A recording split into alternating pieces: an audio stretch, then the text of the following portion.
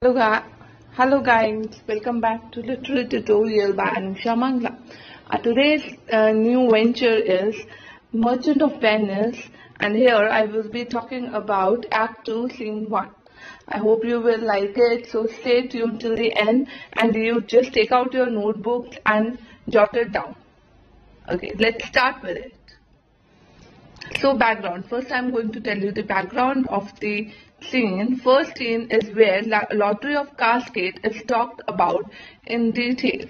So we are here to talk about lottery of casket, and we are introduced to the Moroccan prince who is a Portia suitor. Then we have Portia here, and this particular scene takes place at Belmont, a room in Portia's house. Now who is Morocco? Morocco is a Portia suitor. He is a brown-skinned man dressed in all white. He vainly proud of himself, proudly about himself, and believes that he is extremely attractive. Morocco. Mislike me not for my complexion, the shadows relieved ray of burnished sun, to whom I am neighbor and near breed. Bring me the fairest creature, northward born, where feeble fires cast through the isles, and let us make incision for your love, to prove whose blood is reddest, his or mine. I'll tell thee, lady, this aspect of mine had feared the veiling. By my love, I swear, the best regarded virgin of our clime had loved it too. I would not change this hue, except to steal your thought, my gentle queen. Now, in this particular text, what Morocco is doing, he's showing his self-obsessedness. That's how self-obsessed Morocco is, and he is just boasting about his power, his bravery over here, and trying to impress the lady Portia. Now we will go into the explanation. He pleases Portia and tries to woo her. He says, "Don't dislike me because of my complexion.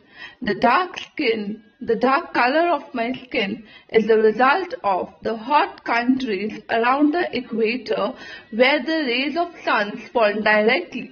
Bring to me the most beautiful person who is born in the northern country where the sun of light barely thaws the isles, and let us mark a cut in our skin, and let's see whose blood is reddest." Here he tried to refer about an old belief that the brave have the reddest blood while a coward blood is pale. What he is trying to say, that he want to show his bravery, that he is the bravest of all. If you will get any person from anywhere, and if we cut our hand, you will see that my blood is the reddest one, that I am brave, and I am only the person who deserves you. Next one. I tell you, lady, this aspect of my personality, or my appearance has frightened the brave men. Moreover, the respected virgin or the young beautiful girl of my climate, country, or the area has also loved it. Thus, I would not change this hue or color at any cost except to win your love, my gentle queen. What here he is doing, he is exaggerating. He is saying what is impossible, right? He do not have the power to change his hue, color, but still he is saying, I can do that just to win your love. Right, and he moreover tried to convince the lady by saying that all the virgin ladies, young beautiful girls of my clime, she is attracted to me. So there is no reason for you to deny me. This is a sort of exaggeration where he tries to convince her by saying such things, such lines. Now Portia, in response to that, she says that In terms of choice, I am solely led by nice direction of a maiden's eyes. Besides, the lottery of my destiny bars me the right of voluntary choosing. But if my father had not scanted me and hedged me by his wit to yield myself.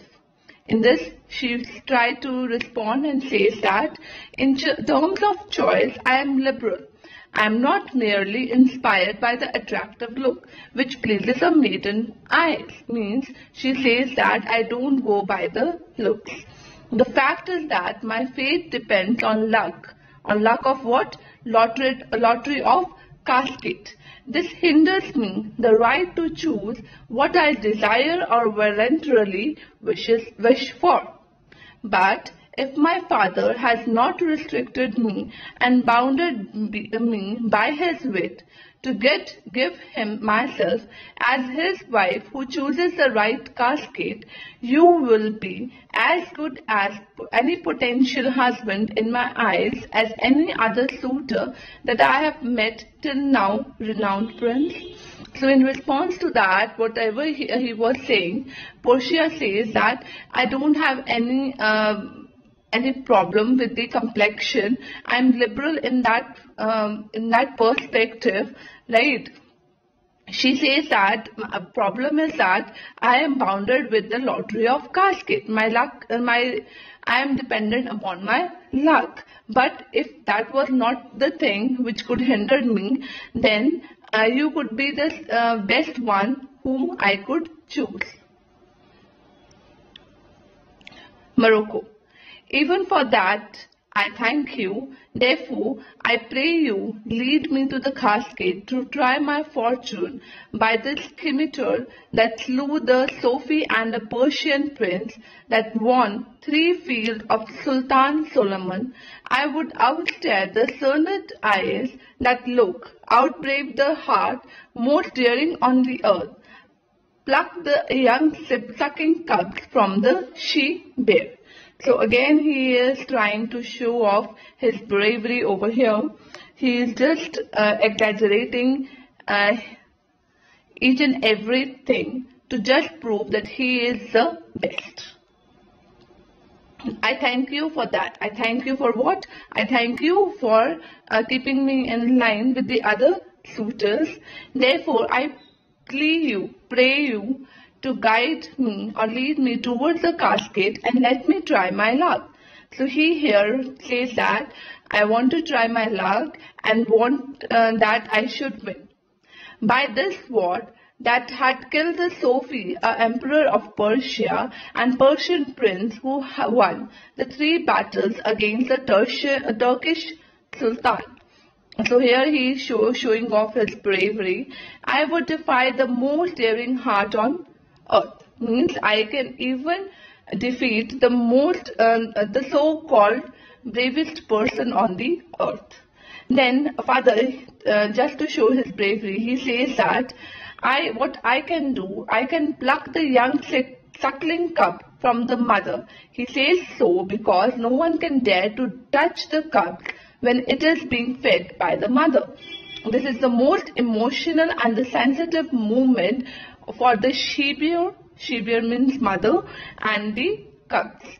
Thus, he says this because he wants to prove that he is bravest of all. Ye mock the lion when he rode for play to win the lady, but alas the while, if Hercules and Lycias play at dice, which is better man, the greater throw, may turn by fortune from the weaker hand, so is Acolyte beaten by his page, and so may I bind fortune leading me, miss that which one unworthier may attain, and die with grieving. So here, in the first line, he is again trying to show his bravery, but then he comes to the reality and says that at this point of time, my bravery won't profit me, right? Because it's all the game of luck. Yes, I can challenge the lion who, when he rode for prey, just to win you, lady.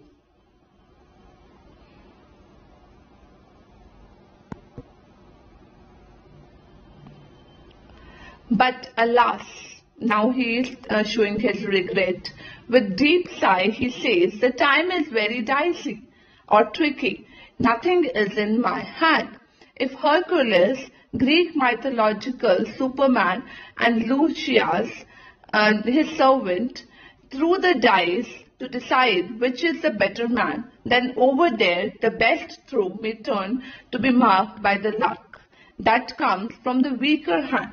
Means if the dice is thrown by the two, one the brave man and one the not so brave as the other one, then what will happen here? The game of luck will play, right? So what can happen? The game can be turned over and the person who is weaker might win. He means over here that luck plays an important role and not the bravery when we go with the luck. Thus, over there, Elias was beaten by his servant, and so may I, who is led by blind fortune. I may miss that which one less worthy may achieve, and then I should die of grief. He wants to say that in this game, a less worthier person might win you, and I might be losing you, and that would be just like dying of grief.